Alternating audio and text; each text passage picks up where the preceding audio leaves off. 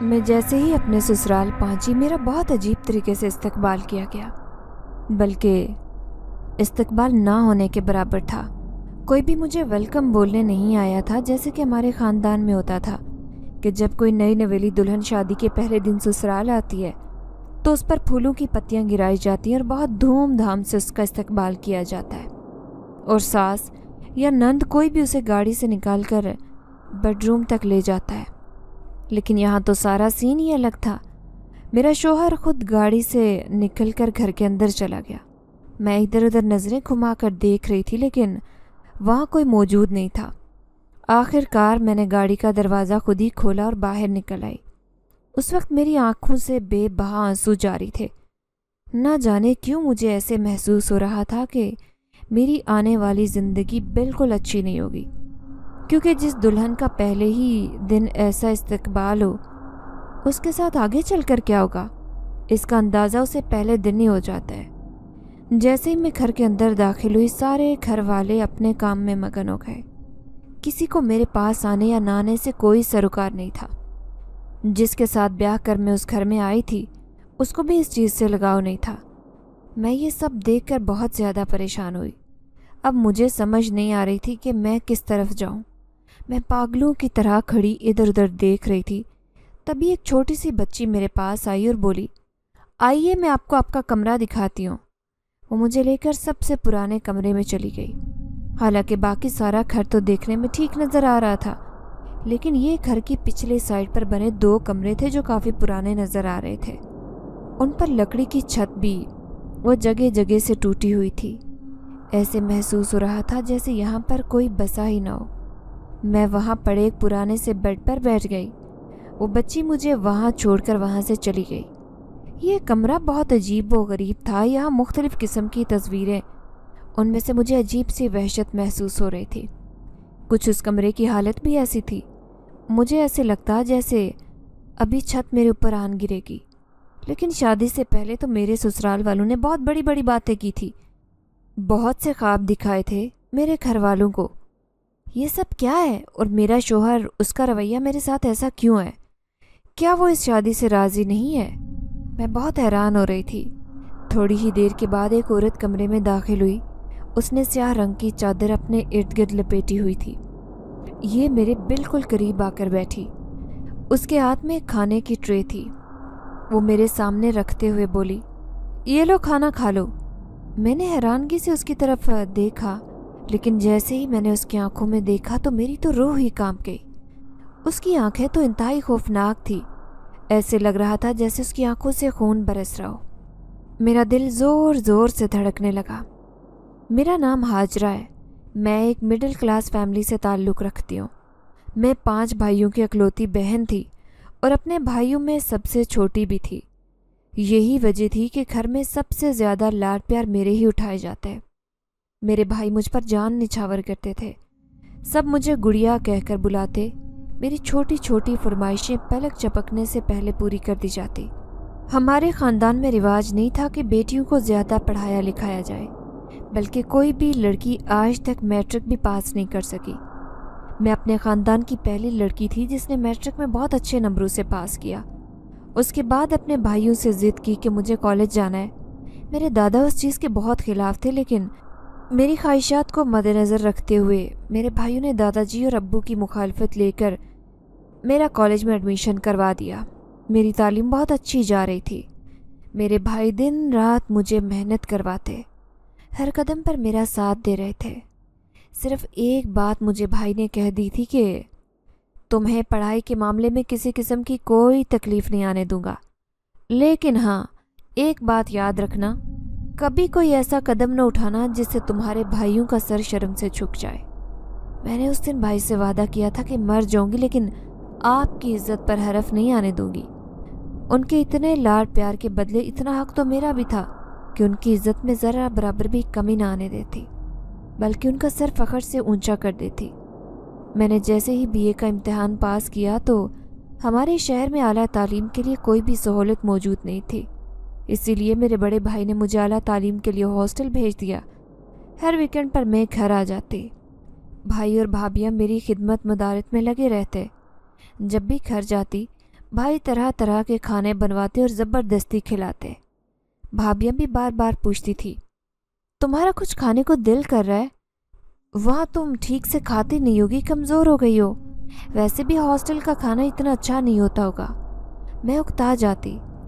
इन सब से क्या ये मुझे बच्चों की तरह ट्रीट करते हैं? मैं बड़ी हो गई हूँ। मेरे नखरे थे कि ख़त्म होने का नाम ही नहीं लेते थे।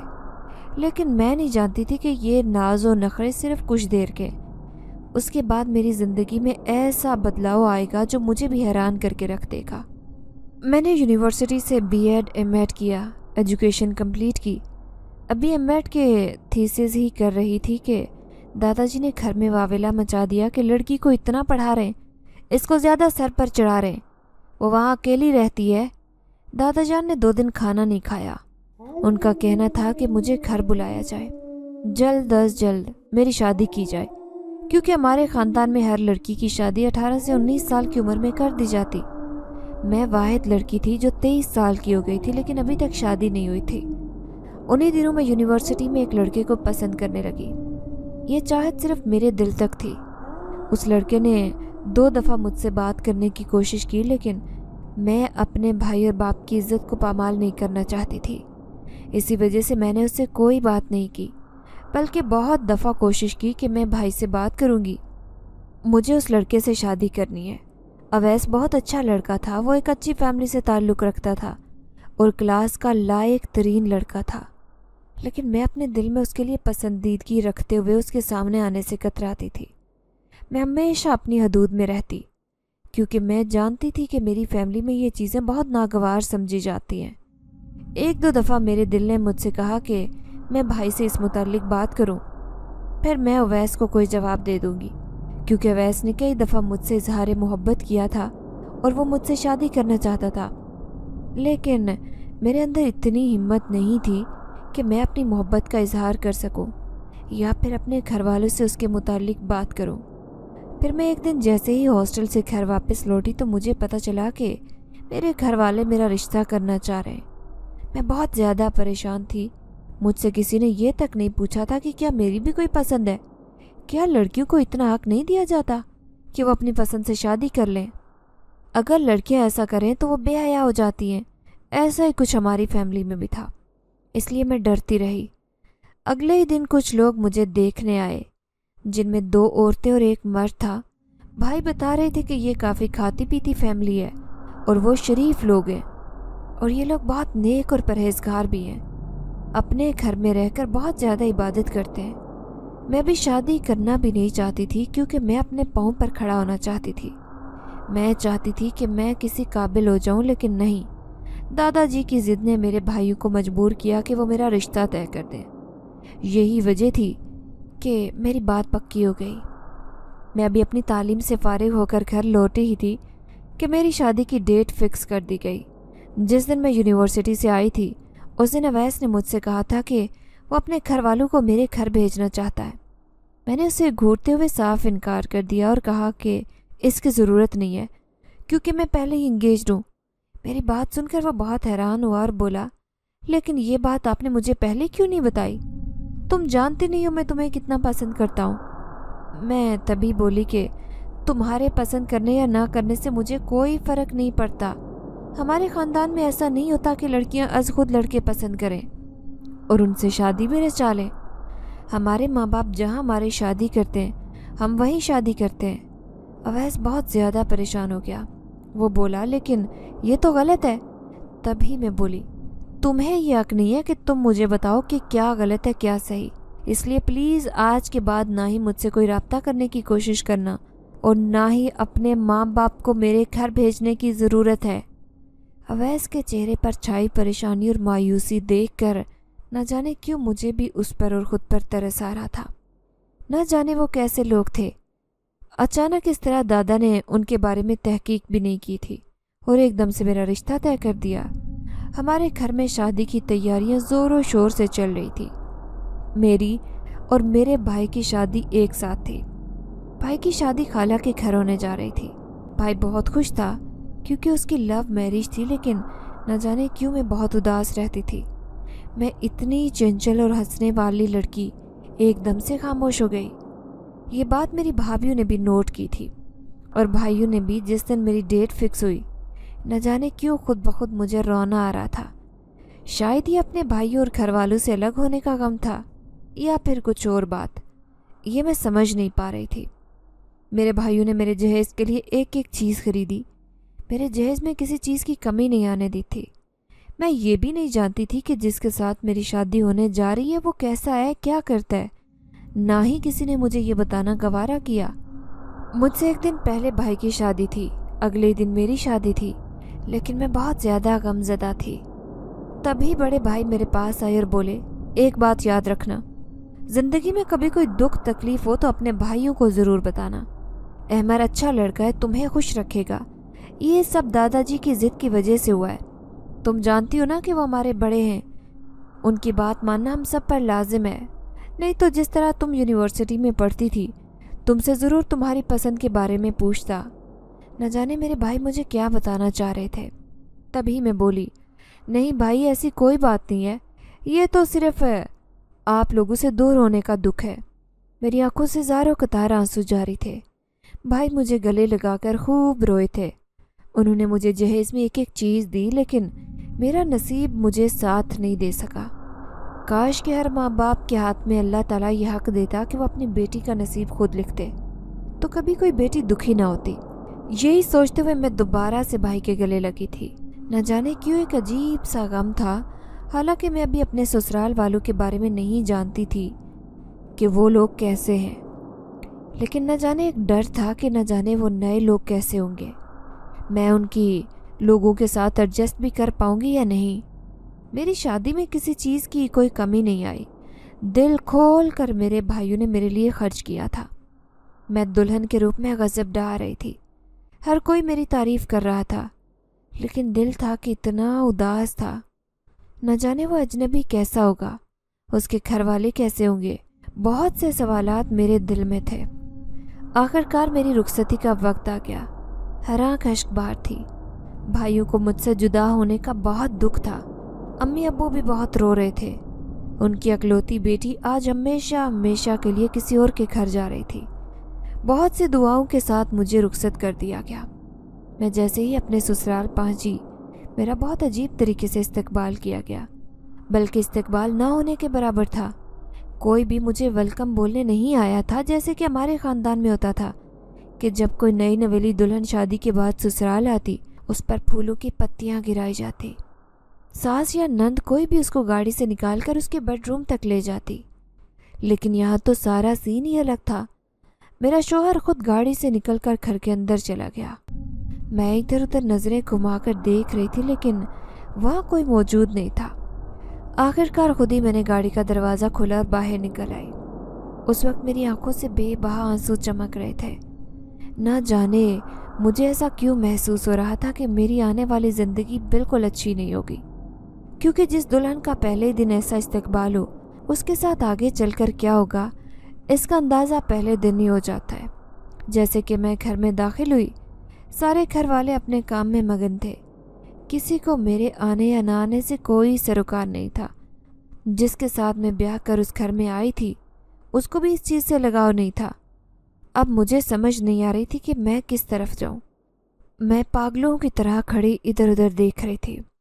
تبھی ایک چھوٹی سی بچی میرے پاس آئی اور بولی, آئے آپ کو آپ کا کمرہ دکھاتی ہوں. وہ مجھے لے کر گھر کے سب سے پرانے کمرے میں چلی گئی. حالانکہ باقی سارا گھر تو دکھنے میں ٹھیک نظر آ رہا تھا, لیکن یہ گھر کی پچھلی سائڈ پر بنے 2 کمرے تھے جو کافی پرانے نظر آ رہے تھے. ان پر لکڑی کی چھت, وہ بھی جگہ جگہ سے ٹوٹی ہوئی تھی. ایسے محسوس ہوتا جیسے یہاں کبھی کوئی بسا ہی نہ ہو. میں وہاں پڑے ایک پرانے سے بیڈ پر بیٹھ گئی جہاں جگہ جگہ دھول مٹی جمی ہوئی تھی. میں کمرے کو حیرانگی سے دیکھ رہی تھی. یہ سب کیا ہے مجھے سمجھ نہیں آ رہی تھی. وہ بچی مجھے وہاں چھوڑ کر چلی گئی. یہ کمرہ بہت عجیب و غریب تھا. یہاں لگی مختلف قسم کی تصویریں, ان سے مجھے عجیب سی وحشت محسوس ہو رہی تھی. کچھ اس کمرے کی حالت بھی ایسی تھی, ایسے لگتا تھا جیسے اب بھی چھت میرے اوپر آن گرے گی. لیکن شادی سے پہلے تو میرے سسرال والوں نے بہت بڑی بڑی باتیں کی تھی. میرے گھر والے تو کہہ رہے تھے کہ یہ بہت امیر ہے. یہ سب کیا ہے اور میرا شوہر کہاں ہے؟ ऐसा लग रहा था कि वो शादी से राज़ी नहीं है। मैं बहुत हैरान हो रही थी। आंखों से आंसू बहाते हुए मैंने बेड की वो मिट्टी से अटी बेडशीट उठाकर साफ़ की और उसको सेट करके बैठ गई। मेरे घर वालों ने मुझे बहुत सा सामान दिया था और इतना महंगा फर्नीचर भी था, आखिर वो सब कहाँ है? मैं रोते हुए उस टूटी हुई छत को घूरते हुए सोच रही थी कि अचानक कमरे का दरवाज़ा खुला। मैंने दरवाजे की तरफ देखा और सिमट कर बैठ गई कि शायद मेरा शौहर आया है, लेकिन मुझे कोई नज़र नहीं आया। थोड़ी ही देर बाद एक औरत कमरे में दाखिल हुई। उसने स्याह रंग की चादर अपने इर्द गिर्द लपेटी हुई थी। बिल्कुल मेरे करीब आकर बैठ गई। उसके हाथ में एक खाने की ट्रे थी। वो मेरे सामने रखते हुए बोली, ये लो खाना खा लो। मैं हैरानगी से उसकी तरफ देखने लगी, लेकिन जैसे ही मैंने उसकी आंखों में देखा मेरी तो जैसे रूह निकल गई। उसकी आंखें तो इंतहाई खौफनाक थी। ऐसे लग रहा था जैसे उसकी आंखों से खून बरस रहा हो। मेरा दिल ज़ोर से धड़कने लगा था। उसकी ये आंखें उस वक्त मुझे कोई इंसानी आंखें महसूस नहीं हो रही थी। थोड़ी ही देर के बाद किसी के कदमों की आहट सुनाई दी। अभी जो उस औरत से मैं डर रही थी उठकर खड़ी हुई। तभी मेरा शौहर अहमर कमरे में दाखिल हुआ। वो उस औरत को देखते ही चीखने चिल्लाने लगा और बोला, तुम यहाँ क्या लेने आई हो? तुम्हें मना किया था ना कि तुम इसके करीब भी ना आना, लेकिन तुम्हें असर नहीं होता। वो सर झुकाती वहाँ से चली गई। मैं बहुत हैरान हुई कि ये सब क्या है। मैं अहमर से पूछना चाहती थी, लेकिन अहमर का ये सख्त रवैया देखकर मैं खामोश रह गई। अहमर ने ना तो मुझे मुंह दिखाई में कुछ दिया और ना ही ठीक तरीके से कोई बात की थी। वो खाने की ट्रे मेरी तरफ करते हुए बोला, ये लो खाना खा लो, भूख लगी होगी। क्या उसे खाना नहीं खाना? मैं उससे पूछना चाहती थी कि ये सब क्या है। मुझे घर के सबसे पुराने कमरे में क्यों बिठाया गया है? मेरा वो सारा फर्नीचर जो बिल्कुल नया था वो कहाँ है? लेकिन उस वक्त मैं कुछ भी नहीं पूछ सकी क्योंकि मेरा ससुराल था और मेरा पहला दिन था। थोड़ी देर बाद अहमर कमरे से गायब हो गया। न जाने वो कहाँ गया था। मैं अपना भारी भरकम लहंगा तब्दील करना चाहती थी क्योंकि मैं उसमें बिल्कुल कंफर्टेबल नहीं थी। तभी मुझे अपने करीब पड़ी एक अलमारी नज़र आई। मैंने जैसे ही वो खोली, मुझे अपने वो सूट नज़र आए जो मैंने खुद अपनी पसंद से मैके से लिए थे। मैंने उनमें से एक सूट निकाला, उसे बदला और सोने के लिए लेटी ही थी कि नींद आंखों से कोसों दूर थी। उस औरत की वो अजीब व गरीब आंखें बार बार मुझे तंग कर रही थी। ऐसे महसूस हो रहा था जैसे वो अभी कमरे में आएगी और गला दबा देगी। न जाने क्यों मैं बार बार उसी के बारे में सोच रही थी। थोड़ी देर के बाद मेरा शौहर कमरे में आया। सरसरी सी गुफ्तगू करने के बाद वो भी सो गया, लेकिन मैं करवट पर करवट बदलते जा रही थी। रात का आखिरी पहर था कि मैंने देखा मेरा शौहर अपने बिस्तर पर मौजूद नहीं था। आखिर वो कहाँ गया? मुझे बहुत डर महसूस हो रहा था। मैं उठकर बैठ गई। सुबह दिन चढ़ाया, लेकिन अहमर अभी तक कमरे में नहीं आया। मैं उस कमरे से निकलना चाहती थी। जैसे ही कमरे से निकली, मेरा टाकरा उसी औरत से हुआ जो कल रात मेरे लिए खाना लेकर आई थी, लेकिन आज वो बिल्कुल नॉर्मल हालत में थी। उसने वही स्याह लिबास पहना हुआ था, लेकिन अब उसकी आंखें बिल्कुल ठीक थी। मुझे देखते ही बोली, कुछ चाहिए था? मैंने जवाब दिया, नहीं, मैं ज़रा बाहर निकलकर थोड़ी बाहर की हवा लेना चाहती हूँ। वो बोली, आ जाओ। वो मुझे लेकर घर के आगे वाली साइड पर चली गई, जहाँ बहुत से लोग थे, जो जॉइंट फैमिली सिस्टम था। बहुत से लोग उस घर में रिहाइश पजीर थे, लेकिन हर किसी का रहन सहन बहुत अजीबोगरीब था। मुझे समझ नहीं आ रही थी कि ये कैसे लोग हैं। हर कोई अपने काम में मगन था। किसी को किसी से कोई सरोकार नहीं था। सिर्फ एक वो औरत थी जो मुझसे कोई ना कोई बात करती। मैंने उससे बोला कि आप अहमर की क्या लगती हैं? वो हल्की सी मुस्कुराई और बोली, आपको काम से मतलब होना चाहिए। मैं उसकी क्या लगती हूँ क्या नहीं लगती, आपको इससे कोई सरोकार नहीं होना चाहिए। मैं जो कोई भी हूँ, लेकिन आपकी खैर खाऊं। मैं नहीं चाहती कि आपके साथ इस घर में कोई बदसलूकी हो। थोड़ी देर के बाद एक मोटी भद्दी सी औरत वहाँ आई और बोली, तुम दोनों यहाँ बैठी हो? उठो, काम में लग जाओ, बहुत से काम करने वाले पड़े हैं। मैं हैरानगी से उस औरत की तरफ देखने लगी। ये मेरी सास थी, लेकिन मैं तो किसी काम के बारे में नहीं जानती थी। तभी मैं उठी और उस औरत की मदद से मैंने घर के सारे काम निपटा दिए। घर में सफाई करते हुए मैंने एक अनोखी चीज़ देखी। उस घर के हर कमरे की दीवारें काले रंग के पेंट से पेंट की गई थी और उसमें सुर्ख कलर के धब्बे नज़र आ रहे थे। मुझे कुछ समझ नहीं आ रही थी। न जाने जब मेरे घर वाले आए थे तो उन्हें ये सब कुछ नज़र क्यों नहीं आया। मैं सारे काम निपटा कर कमरे में वापस चली गई। वही टूटी छत और टूटा फूटा बेड, मेरे जहेज़ का सामान मुझे पूरे घर में कहीं नज़र नहीं आया। मैंने जाकर कमरे की हालत थोड़ी बेहतर की। थोड़ी देर बाद मेरा शौहर कमरे में आया और बोला, फ़ोन करके अपने घर वालों को मना कर दो कि वह अभी ना आए, क्योंकि वलीमा कैंसिल कर दिया गया है। हमारे ख़ानदान में एक फौतगी हो गई है, जिसकी वजह से हम अभी वलीमा नहीं कर सकते। मैंने इस बात में सर हिलाया और बड़े भाई को कॉल मिला दी और बोली, भाई मेरे ससुराल वालों की फौतगी हो गई है, इसी वजह से वलीमा कैंसिल कर दिया है। तभी भाई बोले, तो फौतगी पे आने का तो हमारा भी हक बनता है, हम आ जाते हैं। मैंने कहा कि नहीं नहीं भाई, कोई दूर की फौतगी, आप ना आइएगा, आप घर में रहें। घर में वैसे भी शादी के बहुत सारे बिखेड़े पड़े हुए हैं, आप वो संभाल लें। भाई ने मेरी बात मानी और बोले, ठीक है जैसे तुम्हारी मर्जी, लेकिन तुम्हारे ससुराल वाले तो तुम्हें अच्छे लगे ना, खुश तो हो ना तुम? तभी मैंने जवाब दिया, जी जी भाई मैं बहुत खुश हूँ, सब बहुत अच्छे हैं। मैं अपने भाई को कोई भी बात बताकर उन्हें परेशान नहीं करना चाहती थी, लेकिन अजीब सा खौफ था मेरे दिल में। पहले मेरे दिल ने कहा कि मैं भाई को सब कुछ बता दूं, लेकिन फिर खुद को तसल्ली दी कि पहला दिन है, इसलिए मुझे ऐसा महसूस हो रहा है, और हो सकता है कि उनकी कोई मजबूरी हुई हो, इसलिए मुझे उस कमरे में रखा है। इतनी बड़ी तो फैमिली है, उनके कमरों में नहीं जगह होगी। यही सोचते हुए मैंने खुद को रिलैक्स किया। मेरे शौहर का रवैया मेरे साथ बिल्कुल अच्छा नहीं था, लेकिन मैं सब कुछ बर्दाश्त कर रही थी। एक दिन मेरी सास ने मुझे खाना पकाने के लिए खड़ा कर दिया, लेकिन मैंने तो कभी खाना बनाया ही नहीं था। मैं उस औरत की मदद लेना चाहती थी जिसने मुझे अपना नाम नाजिया बताया था। नाजिया मुझे यहाँ कहीं भी नज़र नहीं आ रही थी। मैं बहुत घबराई हुई थी, मुझे कुछ भी बनाना नहीं आता था। मैंने प्याज काट कर मसाला बनाने के लिए रख दिया। कलेजी पकाने के लिए मेरी सास ने एक बाउल में मुझे निकाल कर दी थी, लेकिन उसे कैसे बनाऊं मुझे कुछ समझ नहीं आ रही थी। काफ़ी देर खड़ी सोचती रही। मैंने तभी पूछा, अम्मा मैंने कभी कलेजी नहीं बनाई, क्या आप मुझे बताएंगी कि ये कैसे बनती है? तभी वो गुस्से से घूरती हुई मेरे बिल्कुल करीब आ खड़ी हुई और बोली, तो सारी उम्र क्या किया है तुमने? पता नहीं था तुम्हें कि ससुराल भी जाना है? अभी तो बहुत मुश्किल काम करने हैं। तुम्हें तो एक कलेजी तक बनाना नहीं आती, क्या कर पाओगी? थोड़ी देर के बाद अहमर घर आ गए। अहमर बोले, अम्मा क्यों डांट रही है इसे? ना डांट इसे, लाओ मैं सिखा देता हूँ तुम्हें कलेजी बनाना। ये कौन सा मुश्किल है? अहमर ने मेरी मदद करवाना शुरू की, और अहमर का ये रूप मैंने पहली दफ़ा देखा था। बहुत सलीके से सारा काम कर रहे थे।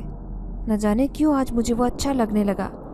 उसके बाद मेरे और अहमर के दरमियान ताल्लुकात कुछ बेहतर होने लगे, लेकिन वो मेरे करीब नहीं आते थे। इस बात से मुझे अजीब सी टेंशन महसूस होती।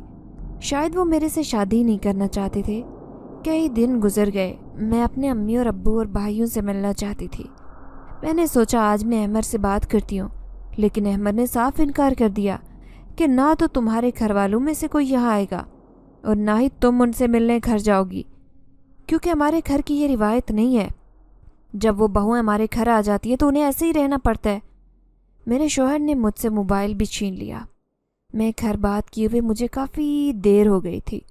या ना तो मैं किसी से बात करती थी और ना ही कोई मुझसे मिलता था। एक नाजिया थी जो कभी कभार सास और मेरे शौहर से बच बचा कर मुझसे मिलने आ जाती।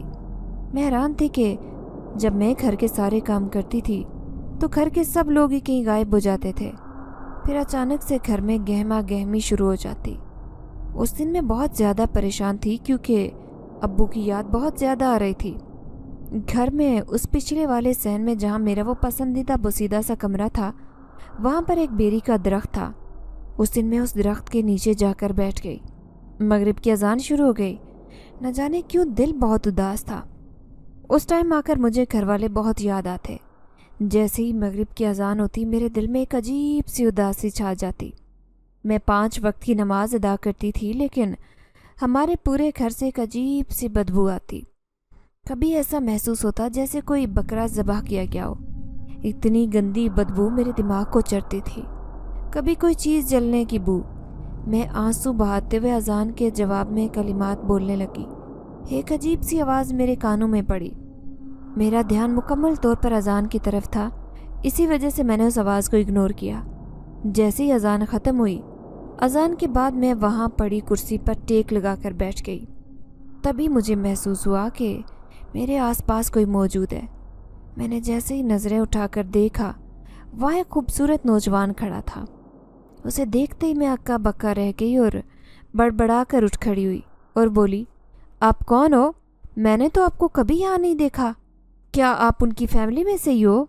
وہ مسکرا کر میری طرف دیکھنے لگا اور بولا، سب دھوکہ ہے جو تم کھا رہی ہو، بہت بھولی ہو تم، یہ سب تمہیں استعمال کر رہے ہیں۔ اس کی بات سن کر میں حیران ہوئی اور بولی، دیکھو تم جو کوئی بھی ہو یہاں سے چلے جاؤ، اگر تمہیں یہاں میری ساس یا شوہر نے دیکھ لیا تو نہ جانے وہ میرے ساتھ کیا سلوک کریں گے۔ تو وہ بولا، کیسا شوہر؟ کیا شوہر نے تمہیں آج تک کبھی شوہر ہونے کے حقوق دیے ہیں؟ میں حیران تھی کہ اسے یہ سب کیسے پتا، یہ کون ہے، کیا یہ اسی کا گھر ہے؟ پھر وہ بولا، دیکھو میرا مطلب تمہیں ہرٹ کرنا نہیں تھا، میں تمہارا خیر خواہ ہوں، لیکن میں تمہارے ساتھ ہونے والی زیادتیاں بڑی دیر سے دیکھ رہا ہوں۔ میں بولی، لیکن تم کیسے دیکھ رہے ہو؟ تم ہو کون؟ تم بتاتے کیوں نہیں ہو؟ تو وہ بولا، میں کوئی انسان نہیں ہوں بلکہ ایک جن زادہ ہوں، میں اس درخت پر بہت دیر پہلے سے آباد ہوں۔ یہ دھوکے باز لوگ ہیں، شیطانی کام کرتے ہیں، اس لیے ان کا ساتھ مت دینا۔ ان لوگوں کے طور طریقے بالکل ایسے نہیں ہیں کہ ان سے کچھ اچھا کیا جائے۔ میں ایک نیک جن زادہ ہوں۔ اس گھر میں پہلی نیک عورت دیکھ کر میں تھوڑا ششدر ہوا، کیونکہ تم 5 وقت کی نماز ادا کرتی ہو، یہ بات میرے لیے حیران کن تھی۔ پھر پتہ چلا کہ تم تو خود یہاں بہت بڑی مصیبت میں پھنس گئی ہو، اس لیے میں تمہاری مدد کرنا چاہتا تھا۔ تم ہر روز یہاں بیٹھتی تھی اور میں تمہیں دیکھتا تھا۔ آج جب تم نے اذان کے جواب میں کلمات پڑھے تو مجھ سے رہا نہیں گیا اور میں تمہارے سامنے آ گیا۔ میں حیرانگی سے اس کی طرف دیکھتی ہوئی بولی، کیسا دھوکہ؟ پہلیاں کیوں بجھوا رہے ہو؟ بتاؤ مجھے کیا کہنا چاہتے ہو؟ تو وہ بولا، تمہیں وقت آنے پر سب کچھ بتاؤں گا، لیکن ابھی جیسے میں کہتا ہوں ویسے ہی کرو۔ اب سے کچھ ہی دیر بعد ہی تمہیں یہاں ایک بہت برا کام کرنے کے لیے بولیں گے، لیکن تم اس کام کے لیے کبھی حامی نہ بننا۔ اگر تم نے ایسا کیا تو اللہ کی نظروں میں گنہگار ہو جاؤ گی۔ میں حیرانی سے اس کی طرف دیکھ رہی تھی کہ یہ کیا کہہ رہا ہے۔ جیسے ہی رات ہوئی، میرا شوہر میرے پاس آیا۔ اس نے کالے رنگ کا ایک کپڑا مجھے تھمایا اور بولا، یہ تمہیں یہاں رات کو قریبی قبرستان ہے، اسے ایک قبر میں جا کر دبا کر آنا ہوگا۔ میں حیرانگی سے اس کی طرف دیکھنے لگی اور بولی، آپ کیا کہہ رہے ہیں؟ اور یہ کپڑا کس لیے؟ میں وہاں کس لیے رکھ کر آؤں گی؟ وہ بولا، جتنا تمہیں کہا اتنا کرو، زیادہ باتیں نہیں بناؤ۔ اگر میرے ساتھ زندگی گزارنی ہے تو یہ سب کچھ کرنا پڑے گا، نہیں تو تمہارا انجام بھی اس نازیہ والا ہوگا۔ یہ سب کیا کہہ رہا تھا؟ مجھے کچھ سمجھ نہیں آ رہی تھی۔ پھر اس جن زادے کی بات یاد آئی کہ وہ کہہ رہا تھا کہ مجھے کچھ برا کرنے کے لیے کہیں گے۔ کیا یہ وہی برا کام ہے جو یہ مجھ سے کروانا چاہتے ہیں؟ لیکن یہ ایسا کیوں کر رہے ہیں؟ آخر معاملہ کیا ہے؟ مجھے کچھ سمجھ نہیں آ رہی تھی۔ میں اپنے شوہر سے بہت زیادہ ڈر رہی تھی۔ تبھی وہ بولا، میں اس کام سے بہت سے پیسے کماتا ہوں اور تم سے شادی بھی صرف اسی لیے کی ہے، نہیں تو میں تو پہلے سے بھی شادی شدہ تھا۔ میں غصے اور حیرانگی کی ملی جلی کیفیت سے اس کی طرف دیکھنے لگی اور بولی، کیا مطلب تم پہلے بھی شادی شدہ تھے؟ وہ بولا، ہاں، نازیہ میری پہلی بیوی ہے، لیکن آج تک وہ بھی ویسی ہی ہے جیسی تم ہو، کیونکہ اس کے ساتھ بھی میں نے وہ تعلقات قائم نہیں کیے جو میاں بیوی کے درمیان ہوتے ہیں۔ باقی یہ بھی میرے ایسے ہی کام کرتی ہے جیسے میں تمہیں کرنے کے لیے کہہ رہا ہوں۔ تبھی میں بولی، میں نہیں کروں گی تمہارا یہ کام، یہ گناہ ہے۔ وہ بولا، اگر یہ کام نہیں کرو گی تو یاد رکھنا تمہارے ساتھ تو میں وہ کروں گا جو تم برداشت بھی نہیں کر پاؤ گی۔ میں بہت ڈر رہی تھی۔ اس جن زادے نے مجھے بہت تسلی دی، لیکن اگر وہ میری مدد کے لیے نہ آیا تو نہ جانے میرے ساتھ کیا ہوگا۔ تبھی اس کی ماں نے دروازہ کھٹکھٹایا اور بولی، نکالو، اب اسے رات کافی زیادہ ہو گئی ہے، نہیں تو جو اتنی بڑی ڈیل لی ہے وہ ضائع ہو جائے گی۔ تم جانتے ہو نا کہ وہ اتنی بڑی فیملی ہے اور لاکھوں روپے ہمیں دے رہے ہیں، اگر ان کا یہ کام ہو گیا تو سمجھو ہمیں مال و مال کر دیں گے۔ وہ اپنے ایک چچا زاد کو مروانا چاہتے ہیں، اور تم نے اس کپڑے پر ٹھیک سے عمل کر دیا ہے نا؟ جہاں یہ کپڑا رکھیں گے اسی جگہ اس شخص کی قبر بنے گی جو کہ ہمارا نشانہ ہے۔ میں بہت حیران ہو رہی تھی کہ یہ دونوں ماں بیٹا کتنا گنونا کھیل کھیل رہے، شرم نہیں آ رہی انہیں؟ اور کیا یہ کالا جادو کرتے ہیں؟ میں حیرانگی سے ان دونوں کی طرف دیکھ رہی تھی، تبھی وہ بولا، جیسا تم سے کہا ہے ویسا کرو، نہیں تو تم جانتی ہو کہ تمہارے ساتھ کیا ہوگا۔ میں بولی، میں ایسا نہیں کروں گی، میں اپنے فائدے کے لیے کبھی کسی کی جان نہیں لے سکتی، اور کالا جادو بہت بڑا گناہ ہے، میں اس گناہ کا حصہ نہیں بنوں گی۔ میں ایک پڑھی لکھی عورت ہوں، میں تم جاہلوں سے مل کر جاہلیت کا مظاہرہ نہیں کروں گی۔ تبھی اس کی ماں نے مجھے بالوں سے گھسیٹا اور گھسیٹتی ہوئی باہر کی طرف کھینچنے لگی اور بولی، دیکھو ہم نازیہ سے بھی ہر روز ایسے کام کرواتے ہیں اور تمہیں بھی کرنے پڑیں گے، کیونکہ اگر تم ایسے کام نہیں کرو گی تو شیطان جنات تمہاری جان لے لیں گے۔ میں کسی سے نہیں ڈرتی۔ تبھی میں نے دیکھا میرے ارد گرد بہت سے ڈراؤنی شکل والے لوگ کھڑے ہیں، جن کے درمیان میرا شوہر احمر اور میری ساس کھڑے کھل کھلا کر ہنس رہے تھے۔ میں ان سے بہت زیادہ خوف محسوس کر رہی تھی، عجیب سی وحشت محسوس ہو رہی تھی، میرا جسم تھر تھر کانپ رہا تھا۔ پہلے میرے دل نے مجھے کہا کہ جیسے یہ کہتے ہیں ویسے مان لو، اگر تم نہیں مانو گی تو یہ بھیانک شکل والے جنات تمہارا جسم نوچ کھائیں گے۔ پھر مجھے اپنا خدا یاد آیا اور بولی، نہیں، میں ایسا کبھی نہیں کروں گی، میں ان کو ان کے مقصد میں کامیاب نہیں ہونے دوں گی، اس کے لیے چاہے میری جان ہی کیوں نہ چلی جائے۔ تبھی میں نے دیکھا وہ خوبصورت نوجوان جو مغرب کے ٹائم میرے پاس آیا تھا، اس نے ہاتھ میں ایک بہت بڑی تلوار پکڑی ہے اور وہ وار کرتا ہوا ان جنات کی گردنیں اتار رہا تھا۔ وہ جنات اس سے لڑنا چاہتے تھے لیکن وہ ان سب سے بہتر تھا۔ لڑتے لڑتے اس نے سب جنات کا خاتمہ کر دیا۔ میرا شوہر اور ساس حیران تھے کہ یہ سب کیسے ہو رہا ہے۔ آہستہ آہستہ وہ سارے جنات غائب ہوتے جا رہے تھے۔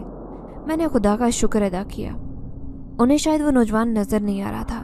تبھی میری ساس غصے سے اپنے والے حصے میں چلی گئی۔ میرا شوہر بھی حیران تھا، وہ ہار مانتا ہوا کمرے سے واپس چلا گیا۔ وہ بہت ساری گندی گالیاں مجھے دینے لگا۔ وہ نوجوان میرے بالکل قریب کھڑا تھا اور بولا، تم نے تو بہت اچھا کام کیا، اس وقت تم نے ہمت نہیں آ رہی، اگر تم ہمت ہار جاتی تو یہ کسی کی جان لے لیتے۔ تبھی میں بولی، لیکن یہ سب مجھ سے کیوں کروانا چاہتے ہیں، یہ خود یہ کام کیوں نہیں کر لیتے؟ وہ بولا، انہوں نے تم سے پہلے بھی ایک لڑکی سے شادی کی تھی، لیکن تمہارا یہ شوہر کالا جادو کرتا ہے، اس سے پہلے اس کا باپ بھی کالا جادو کرتا تھا۔ تم نے دیکھا ہوگا کہ ان کے گھر کی ساری دیواروں پر کالے رنگ کا پینٹ کیا ہوا ہے اور اس کے اوپر خون کے چھینٹے ہیں۔ یہاں بہت بڑے بڑے لوگ اپنے دشمنوں سے چھٹکارا پانے کے لیے آتے ہیں اور ان سے کالا جادو کرواتے ہیں، اور یہ ایسے ہی گندے کام کر کے لوگوں کی جانیں لیتے ہیں۔ اور اب انہوں نے اپنے عمل کے ذریعے یہ بات پتہ لگوائی تھی کہ اس کام کے لیے انہیں غیر شادی شدہ لڑکیوں کی ضرورت ہوگی جنہیں کبھی کسی مرد نے ہاتھ بھی نہ لگایا ہو۔ انہوں نے پہلے بھی ایک لڑکی سے شادی کی اور اس سے بہت سے ایسے کام کروائے، کیونکہ یہ ان لڑکیوں کو شیطان جنات کے حوالے کرتے ہیں۔ نازیہ مکمل طور پر جنات کے حصار میں ہے، جس کی وجہ سے بہت سارے شیطان جنات ہمیشہ اس کے ساتھ رہتے ہیں اور وہ بالکل بے بس ہو چکی ہے۔ لیکن میں تمہیں اس سے بچانا چاہتا تھا کیونکہ تم بہت اچھی لڑکی ہو۔ میں بولی، لیکن نازیہ بھی تو بہت اچھی ہے، میں اسے بھی ان کے جنجال سے نکالنا چاہتی ہوں۔ تبھی وہ نوجوان بولا، ابھی تمہیں خود کو یہاں سے آزاد کروانا ہے، اس کے بعد اس کو بھی نکال لیں گے۔ میں پھر بولی، لیکن یہ سب میں کیسے کروں گی؟ اس نے جواب دیا، تم نے انہیں ان کے ہر مقصد میں ناکام کرنا ہے۔ اس سے اگلے دن میرے شوہر نے مجھے پھر کہا کہ مجھے آج اس قبرستان میں گوشت پھینک کر آنا ہے، لیکن میں نے صاف انکار کر دیا۔ اس نے مجھے بہت مار پیٹ کی۔ تبھی وہ جن زیادہ میری مدد کے لیے آیا۔ میرے شوہر اپنے گندے عمل سے اس پر وار کرنے لگا، کیونکہ اسے پتہ چل گیا تھا کہ میرے ساتھ ایک نیک جن زیادہ ہے جو میری مدد کر رہا ہے۔ لیکن میں نے قرآن پاک کی وہ آیات پڑھنی شروع کی۔ وہ جن زیادہ بھی میرے ساتھ ساتھ ہی قرآن کی آیات کا ورد کر رہا تھا، جس کی وجہ سے اس کا سارا کالا جادو غائب ہو گیا اور وہ بے ہوش ہو کر گر گیا۔ میں اسے کسی بھی طرح معاف نہیں کرنا چاہتی تھی۔ میری ساس جو دکھنے میں بہت بھیانک اور بری عورت لگتی تھی، نہ جانے کیوں مجھے اس سے سخت نفرت ہونے لگی۔ وہ جن زیادہ ہر روز میرے پاس آتا اور مجھ سے ڈھیروں ڈھیر باتیں کرتا۔ اس کا نام سائم تھا۔ سائم بہت اچھا تھا۔ سائم سے باتیں کرنا مجھے بھی بہت اچھا لگتا۔ میرا شوہر کئی دن تک بیمار رہا، اس کی طبیعت بے حد خراب تھی۔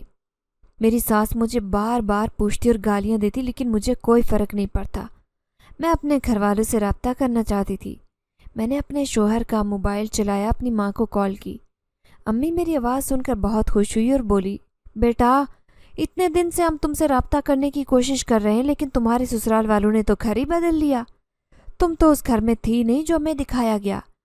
تبھی میں بولی، امی ایک عجیب سی جگہ ہے، مجھے خود اس جگہ کی سمجھ نہیں آ رہی، یہ لوگ اچھے نہیں ہیں، یہ کالا جادو کرتے ہیں۔ انہوں نے کالے جادو کے لیے مجھے استعمال کرنے کے لیے مجھ سے شادی کی تھی۔ میرے شوہر کی طبیعت بے حد خراب ہے، وہ اپنی زندگی کی تقریباً آخری سانسیں لے رہا تھا، لیکن میری ساس کی شیطانیت ابھی تک کم نہیں ہوئی تھی، وہ ابھی تک اپنے شیطانی عمل کرنے میں مشغول تھی۔ ایک کمرے میں بند ہو جاتی اور نہ جانے کیا کیا کچھ کرتی رہتی۔ ایک دن میں نے دیکھا وہ صحن میں آگ جلائے بیٹھی تھی اور اس کے گرد چکر کاٹتے ہوئے خون کے ساتھ لائنیں لگا رہی تھی۔ میں بہت زیادہ گھبرا گئی۔ اس وقت مجھے سائم کی مدد کی بے حد ضرورت تھی۔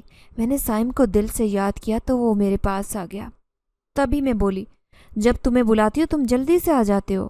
وہ بولا، ہر وقت تمہارے پاس ہی تو ہوتا ہوں اس درخت پر، تم جانتی بھی نہیں کہ اس درخت پر میری پوری فیملی آباد ہے۔ ہم سب اپنی یہاں عبادت کرتے ہیں، لیکن یہ لوگ یہاں گندے کام کر کے ہماری عبادت میں بھی خلل ڈالتے ہیں۔ تبھی میں بولی، آج یہ اس نے نیا کام شروع کر دیا ہے۔ وہ بولا، اس کا یہ چلہ میں پورا نہیں ہونے دوں گا، اگر اس نے یہ چلہ پورا کر لیا تو کالا جادو دوبارہ اس کے پاس آ جائے گا اور اس کا بیٹا بھی ٹھیک ہو جائے گا۔ تبھی میں نے قرآن آیات کا ویٹ کرتے ہوئے سائم کی مدد سے ان کے چلے کو ناکام کر دیا۔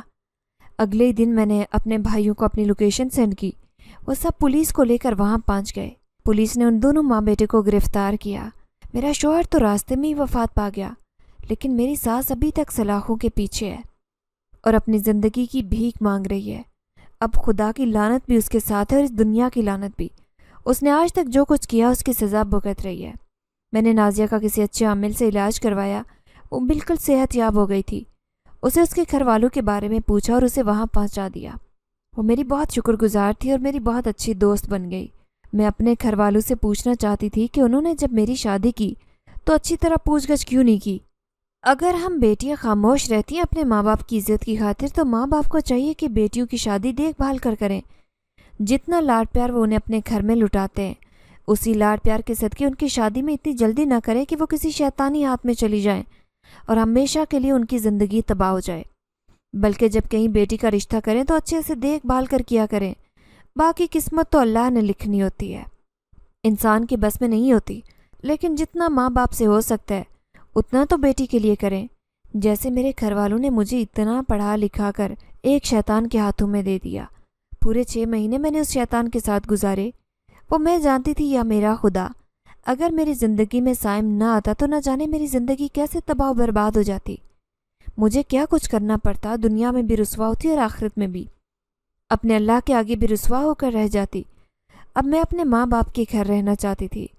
گھر والے مجھے کہتے کہ باہر نکلوں، لیکن بہت دیر گزر گئی تھی، میں بالکل ٹوٹ گئی تھی، دل بھی مرجھایا تھا۔ پھر ایک دن سائم اپنے ماں باپ کے ساتھ گھر آیا۔ وہ میرا رشتہ مانگنا چاہتا تھا، لیکن میں نے رشتے سے انکار کر دیا اور بولی، تم نے میری مدد کی، اس کے لیے تمہاری شکر گزار ہوں، لیکن تم ایک جن زادے ہو اور میں آدم زادی، اور جو چیز میرا اللہ کے نزدیک ناپسندیدہ ہے وہ میں کبھی نہیں کروں گی۔ ایک آدم زادی اور ایک جن زادہ ایک نہیں ہو سکتے، اس لیے ہم دونوں ایک اچھے دوست بن کر رہ سکتے ہیں۔ اس کی آنکھوں میں آنسو آ گئے اور بولا، کاش کہ میں ایک آدم زادہ ہوتا اور آج تم یہ بات نہ کرتی اور ہنسی خوشی میرے ساتھ شادی کرنے کے لیے ہاں کر دیتی۔ تبھی میں بولی، اپنے ماں باپ سے کہو کہ میرے گھر والوں کو نظر نہ آئے۔ وہ بولا، ایسا ہی ہوگا، میں انہیں نظر نہیں آؤں گا اور نہ ہی میرے ماں باپ۔ میں اس کے ماں باپ سے بہت خوش اخلاق طریقے سے ملی تھی۔ وہ بہت اچھے جنات تھے، بہت نیک اور انسانوں کے ساتھ ہمدردی کرنے والے۔ اس وقت ایک لمحے کے لیے میں نے سوچا کہ کاش سائم ایک آدم زادہ ہوتا، میں ایک اچھے آدم زاد کو کبھی اپنی زندگی سے نہ جانے دیتی اور اسے پلک جھپکنے سے پہلے اپنا لیتی، لیکن ہم دونوں الگ الگ مخلوق تھے، اس لیے سائم ہمیشہ کے لیے کوکا واپس چلا گیا۔ لیکن اس نے مجھے وعدہ کیا تھا کہ جب میری شادی ہوگی تو وہ ضرور آئے گا۔ پھر ایک دن میں اپنی ڈگری لینے کے لیے یونیورسٹی گئی، وہاں مجھے اویس ملا۔ اویس نے مجھے بتایا کہ اس نے ابھی تک شادی نہیں کی، وہ آج تک میرا انتظار کر رہا ہے۔ میں نے اویس کو اپنے بارے میں سب کچھ بتا دیا کہ میری شادی ہوئی تھی لیکن وہ لوگ اچھے نہیں تھے، اس لیے میں نے ڈیورس لے لی۔ باقی کا سارا معاملہ میں نے اس سے چھپا لیا۔ اویس بہت خوش ہوا۔ اس نے مجھے کہا کہ اپنے گھر والوں سے بات کروں تاکہ وہ میرا رشتہ لے کر ہمارے گھر آئے۔ بھائی بھی مجھے اس صدمے سے باہر نکالنا چاہتے تھے۔ انہوں نے مجھے کہہ دیا کہ جہاں تمہارا دل کرتا ہے تم بتا دو، ہم تمہاری شادی کر دیں گے، کیونکہ اب ہم کسی چیز میں بھی اپنی مرضی نہیں تھوپیں گے۔ तभी मैंने बड़े भाई को अवैस के बारे में बता दिया। भाई पहले अवैस और अवैस की फैमिली के बारे में जानना चाहते थे। बहुत ज़्यादा पूछगछ के बाद पता चला कि अवैस और उसकी फैमिली तो बहुत अच्छी है। मेरी अवैस के साथ शादी हो गई। मैं अवैस के साथ हंसी खुशी अपनी ज़िंदगी गुजार रही हूँ। मेरे और अवैस के 2 बच्चे हैं। मेरी शादी पर साइम जिनजाद भी आया था। अब जब भी मैं कभी किसी मुश्किल में होती हूँ तो वो मेरी मदद के लिए आ जाता है। मैं उस दिन भी किचन में खाना बना रही थी। जब मैंने खिड़की से देखा तो वो मेरे दोनों बच्चों के साथ ऐसे खेल रहा था जैसे उनका बहुत गहरा दोस्त हो। तभी मैंने बच्चों से पूछा कि वो किसके साथ खेल रहे थे। वो मुझसे ये छुपा गए। ये बात तो मैं जान गई थी कि साइम उनका दोस्त बन चुका है, लेकिन उसने उन्हें मना किया था कि किसी को भी उसके बारे में न बताएं।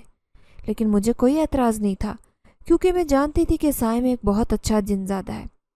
मेरे बच्चों को उससे कोई नुकसान नहीं होगा। अब आप फैसला करें कि क्या हमें बेटियों की शादी में इस तरह की कोताही करनी चाहिए। बेटियों की शादी करने से पहले उस ख़ानदान के बारे में जहां हमने बेटियों को देना है अच्छी तरह से पूछगछ नहीं करनी चाहिए। खुदारा अपनी बेटियों के लिए बहुत ज़्यादा सोचें। उनकी शादी करने से पहले ये देख लें कि वो इंसान भी हैं या फिर कोई शैतान। नहीं तो आपकी बेटी की पूरी ज़िंदगी तबाह बर्बाद हो जाएगी। फ़र्क सिर्फ उसे पड़ेगा जिसकी ज़िंदगी तबाह होगी, लेकिन परेशान माँ बाप भी बहुत ज़्यादा होंगे। आपकी राय की मुंतज़र रहूँगी। कमेंट में अपनी राय ज़रूर दीजिएगा।